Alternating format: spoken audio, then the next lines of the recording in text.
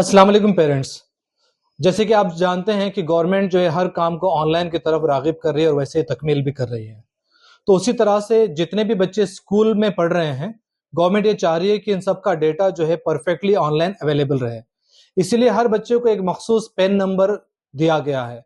Pen यानी permanent education number, यानी बच्चा चाहे इंडिया में रहो या बाहर रहो, लंदन अमेरिका कहीं पर भी पढ़ाई के लिए भी जाए, तो महज उसके सिर्फ उस पेन नंबर के जरिए से गवर्नमेंट उसका पूरा ट्रैक निकाल सकती है कि कौन से स्कूल में पढ़ा है, कौन से कॉलेज गया है, वगैरह वगैरह।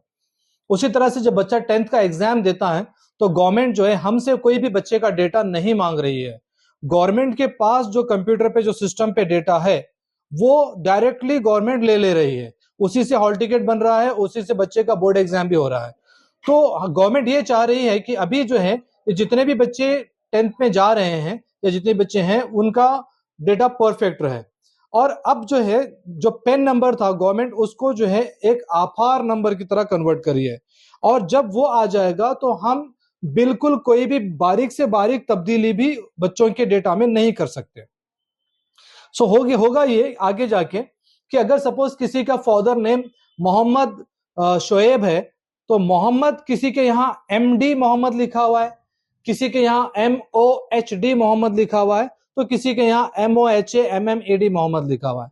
तो अब बच्चे के सर्टिफिकेट में जो रहेगा गवर्नमेंट वो ले लेगी, लेकिन बच्चे के फादर के पासपोर्ट में फिर कुछ और है, आधार में कुछ और है, उसी तरह से मदर नेम के अंदर चेंजेस हैं।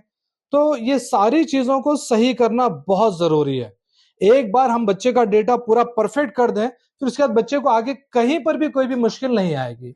तो इसीलिए हम ये चाह रहे हैं कि जितने भी बच्चे स्कूल में पढ़ रहे हैं सारे के सारे, 10th का हमने ऑलरेडी कर दिया है, परफेक्ट हो गया, अभी हम 9th का काम स्टार्ट कर चुके हैं। तो जितने भी बच्चे हमारे स्कूल में पढ़ रहे हैं सारे के सारे बच्चों को हम ऐसा एक फॉर्म दे रहे हैं। इस फॉर्म में बच्चे का name, father name, mother name, date of birth और फिर उनका अगर कोई कैस्ट सर्टिफिकेट है।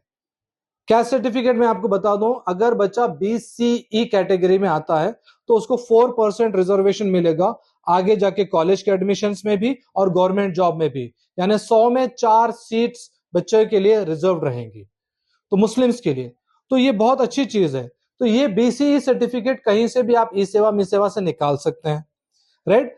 3 ऐसे लोग हैं जिनको ये नहीं मिलेगा, BCE सर्टिफिकेट नहीं मिलेगा, 3 जनों को नहीं मिलेगा, बाकी सबको मिलेगा।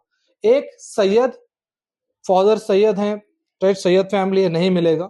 दूसरा पठान खान, यानी जिसके सरने में खान आता है उन्हें नहीं मिलेगा।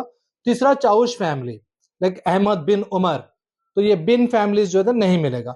ये 3 को गवर्नमेंट जो है आला मानती है तो इनको नहीं दिया जाता है। वैसे इस्लाम में ऐसा कुछ नहीं है, सब मसावियत रखते हैं, ठीक है। तो अब ये BC सर्टिफिकेट अगर नहीं है तो आप ये कर सकते हो कि आप जो है कहीं से भी मी सेवा से उसको अप्लाई कर दीजिए और जब भी आएगा उसकी एक कॉपी हमें दे दीजिए, हम उसको एंट्री कर देंगे, ठीक है ना। तो आगे जाके सहूलत हो जाएगी, लेकिन निकाल लीजिएगा जरूर, बहुत आसान काम है और सस्ते में भी हो जाएगा। और बच्चे का फर्स्ट लैंग्वेज, सेकंड लैंग्वेज, यानी उर्दू है तो उर्दू फर्स्ट लैंग्वेज और सेकंड लैंग्वेज सभी का तेलुगु रहेगा। और फिर उसके बाद आप लोगों की साइन। यहाँ पे हमने एक बॉक्स तिल के निशान के लिए भी रखा है फिलहाल, लेकिन आपको जो फॉर्म आएगा उसमें हम हटा देंगे क्योंकि वो अभी नहीं चाहिए होता है, क्योंकि वो बदलते रहता है। तो हम ये फॉर्म दे रहे हैं, इसके साथ 2 चीज लगाना है। एक बच्चे का बर्थ सर्टिफिकेट जो ऑनलाइन किया हुआ है, यानी जो ग्रीन कलर में आता है ना, उसका जीरोक्स। हाथ से लिखा हुआ सर्टिफिकेट गवर्नमेंट नहीं मान रही है। तो एक बर्थ सर्टिफिकेट और दूसरा आधार, बच्चे का आधार, और कुछ नहीं चाहिए, बच्चे का बर्थ सर्टिफिकेट और बच्चे का आधार। उसमें जो डेटा रहेगी वही डेटा ऑनलाइन जाएगी। हाँ, अगर आप कोई माइनर चेंजेस चाह रहे हैं कि बच्चे के नाम में जो है एक लेटर का कोई फर्क आ गया या फिर कोई तब्दीली करना है, या फादर नेम में कोई तब्दीली करना है, मदर नेम में कोई तब्दीली करना है, वो तब्दीली जो आप चाह रहे हैं वही यहां पर लिखिए।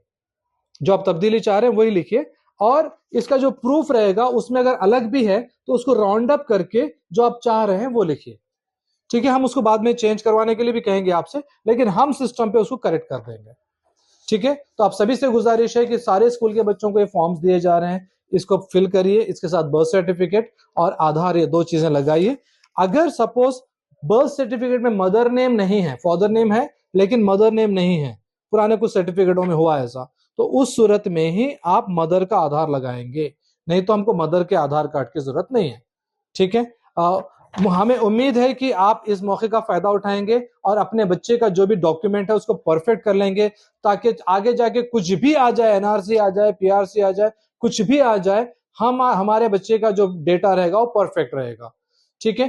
पहले की तरह गवर्नमेंट को डेटा हाथ से लिखने के भेजने का सिस्टम अब नहीं रहा है। जितने बच्चों के नाम ऑनलाइन में अवेलेबल है वही नाम के बच्चों के 10th के बोर्ड एग्जाम के हॉल टिकट्स इश्यू हो रहे हैं। तो इसलिए हम पूरा काम परफेक्टली पहले से करके रख लेंगे। इस साल के बाद, ये आखिरी साल है, इस साल के बाद कोई भी तब्दीली इसके अंदर अलाउड नहीं है, इसलिए हम ये सारी की सारी चीजें पहले से करके रख लेंगे। उम्मीद है आप मेरी बात को समझ गए होंगे और इंशाल्लाह हमारे साथ कोऑपरेट भी करेंगे। जज़ाकल्लाह खैर।